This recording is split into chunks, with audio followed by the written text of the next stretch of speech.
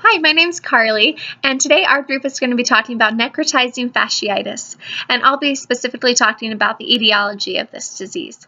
So the first thing that's important to understand about necrotizing fasciitis is that it's considered polymicrobial, which means that one or more bacteria can cause or contribute to the infection. Most often, the bacteria that are found responsible for necrotizing fasciitis are Streptococcus pyogenes and Staphylococcus aureus.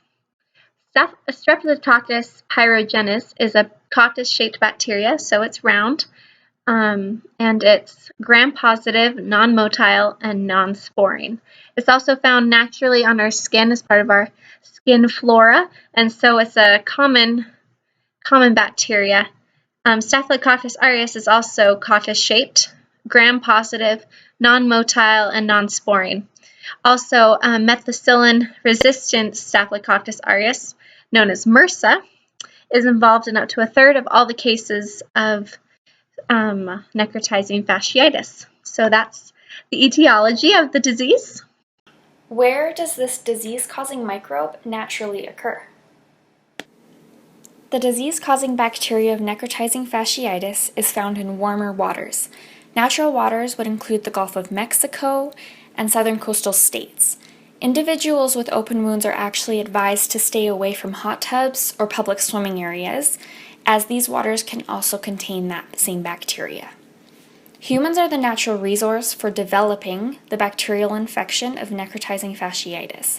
The disease is caused by the ingestion of the bacteria or from seawater or the other waters that we previously discussed that have been contaminated with this bacteria.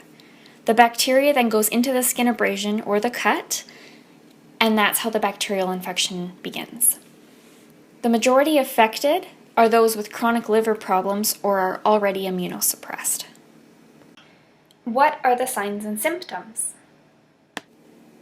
The signs of necrotizing fasciitis include redness and swelling, skin ulcers, diarrhea, fluid discharge that drains from the infected site, fever, septic shock, which is the infection when it has spread to the bloodstream and can result in low blood pressure, rapid breathing, or a mental status being altered. The symptoms of necrotizing fasciitis would include skin pain, chill, and fatigue. Hi, my name is Ralph Martinez, and I will be talking about how the disease is transmitted. This bacteria travels on droplets, and all it needs is a place to enter your body. It can range from a paper cut to a serious wound. Either way, there has to be an opening for the virus to get in. You can also get it from direct contact with bacteria. Some people are carriers of Streptococcus, and if you come in direct contact, you can get it. Carriers can actually give it to themselves. If they cough or sneeze, those droplets can land on an open wound or cut on their body and get the disease that way.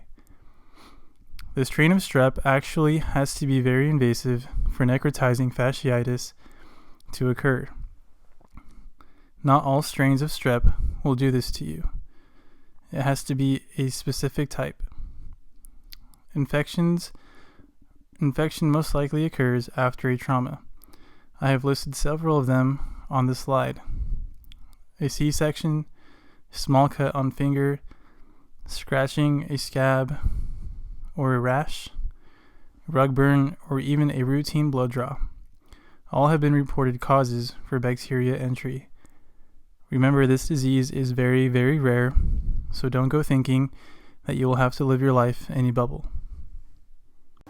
My name is Megan Harrington, and I will be going over the treatment, prevention, and control, and the additional information for necrotizing fasciitis. Treatment, prevention, and control of necrotizing fasciitis. The first course of treatment is various antibiotics that are administered intravenously. These antibiotics include penicillin G, clindamycin, vancomycin, and gentamicin. Once antibiotics have been given, surgical removal of the infected tissue is usually required, which often involves amputation of sections and even entire limbs depending on the location and severity of the diseased tissue. The most important things to do to prevent necrotizing fasciitis is practice proper wound care and have good hygiene, especially hand washing. There is no current vaccine to help prevent necrotizing fasciitis. Additional information of necrotizing fasciitis. To go over the history just a little bit, necrotizing fasciitis is part of a broad spectrum of soft tissue infections, which was first described by a Confederate Army surgeon named Joseph Jones, who called it hospital gangrene during the Civil War. 46% of the 2,642 soldiers afflicted died from its complications. Wilson B., a surgeon, came up with the modern term necrotizing fasciitis in 1952. Recent outbreaks has caused a variety of different nicknames to arise. These nicknames include killer bug, flesh-eating bacteria, and galloping gangrene. The average age of the patient is about 38 to 44, but can be found in smaller children in places where personal hygiene is not regulated or taught.